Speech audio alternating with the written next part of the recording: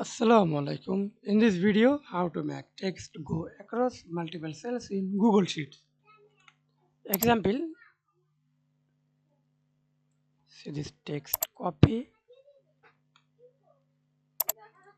paste,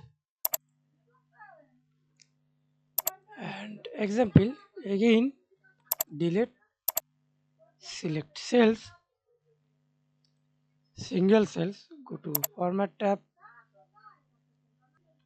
find Mars icon, see this Mars icon, Mars all Mars horizontally, simply Mars horizontally, and see this Mars cells, then copy to this text, press Ctrl V,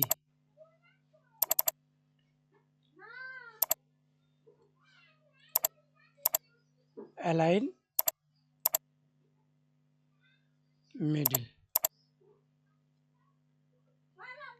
and use double, select multiple cells, again go to format tab, Mars cells, Mars vertically, and see this Mars vertically, and again go to format tab, Mars horizontally. Thanks for watching video. Please subscribe to my channel, like, comment, share.